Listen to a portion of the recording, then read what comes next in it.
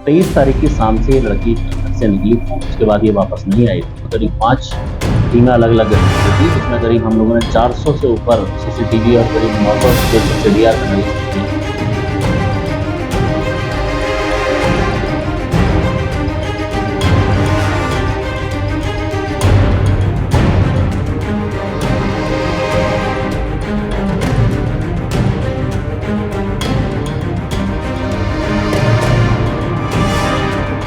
हरिद्वार की पुलिस जुटी थी एक गुत्थी सुलझाने में। मौत एक लड़की की हुई थी, जिसका शव रुड़की हरिद्वार हाईवे पर मिला था। लड़की के शव का पोस्टमार्टम हो चुका था। उसके शरीर से कई सैंपल लेकर मेडिकल और फॉरेंसिक जांच के लिए भेजे गए। शरीर से मिले सैंपल ये बता रहे थे कि जिस लड़की की मौत सड़क हादसे की वजह से लग रही थी, दरअसल वो हत्या और सामूहिक दुष्कर्म का मामला था। पुलिस उस लड़की के शव का शिनाख्त कर रही थी। तभी एक महिला पुलिस के पास आती है और अपनी बेटी के मिसिंग होने की शिकायत दर्ज कराती है। पुलिस ने मामला दर्ज करने के बाद छानबीन शुरू की तो इस केस से जुड़े जो राज खुले, उसे देख पुलिस वालों के भी होश फाख्ता हो गए।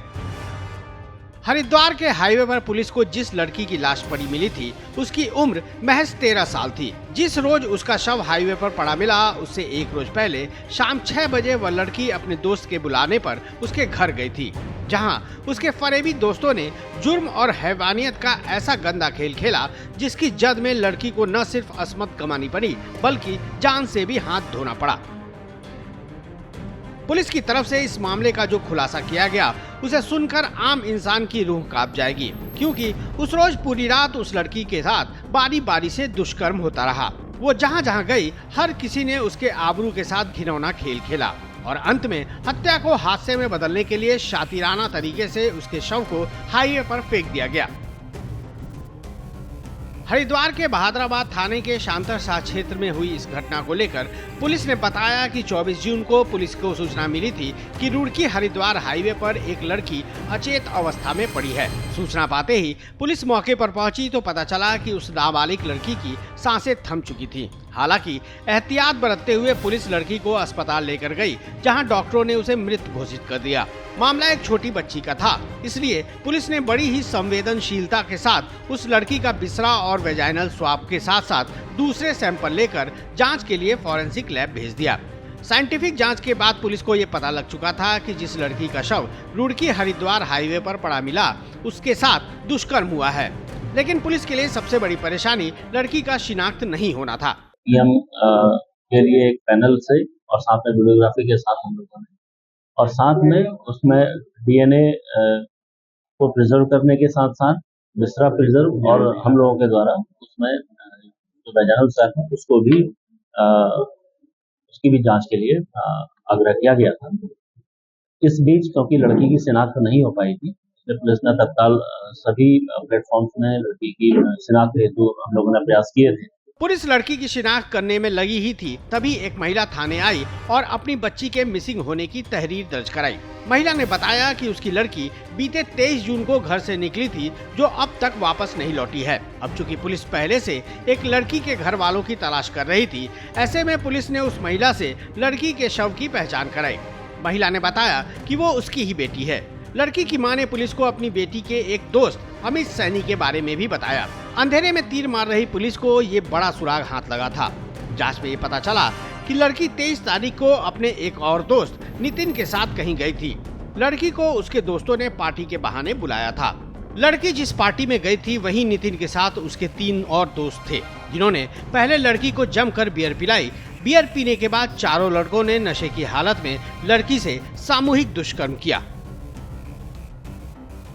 पुलिस के द्वारा जब पूछताछ की गई तो ये पता लगा था कि ये लड़की एक नितिन नाम के लड़के के साथ, जो ये मृतका का जो दोस्त है उसका भाई था, उसके साथ निकली थी और नितिन के साथ 3 दोस्त अन्य थे, इनके द्वारा ये एक बुलेट मोटरसाइकिल में गई थी। उसमें इनके द्वारा इस लड़की को पार्टी के बहाने बुलाया गया था और साथ में इसको नशा भी कराया गया। लड़की को बियर पिलाया गया। जब इसका अत्यधिक नशा हो गया तो उनके द्वारा इसको रेप इसके द्वारा इससे किया गया। पुलिस के मुताबिक घटना के बाद चारों आरोपी आधी रात लड़की को उसके घर के सामने छोड़कर चले गए।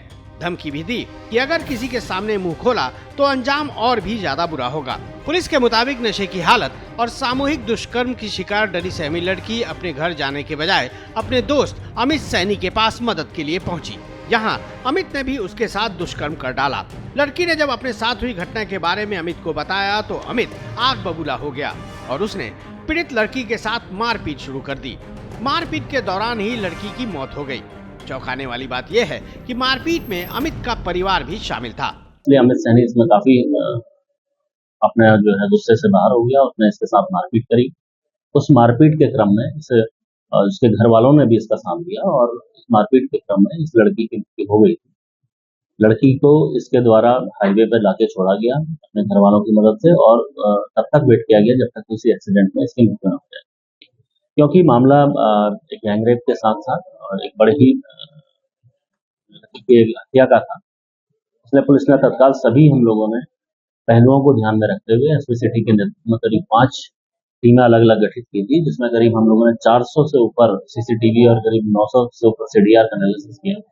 साथ में जितने भी वहाँ के जो लोग हैं उनसे मैक्सिमम लोगों से हमारे द्वारा जो इसके बेहद जानते थे, जो लड़की के बारे में जानते थे, उनसे पूछताछ की। सामूहिक दुष्कर्म, मारपीट, हत्या और हत्या को हादसे का शक्ल देने के आरोप में पुलिस ने 6 लोगों को गिरफ्तार कर लिया है। इस मामले में पुलिस को 9 और लोगों की तलाश है। गिरफ्तार आरोपियों में अमित सैनी, उसकी मां और वे दोस्त भी शामिल हैं जिन्होंने लड़की को पार्टी के बहाने बुलाया और उसके साथ सामूहिक दुष्कर्म किया। पुलिस इस वारदात में शामिल अन्य आरोपियों की तलाश में जुटी है।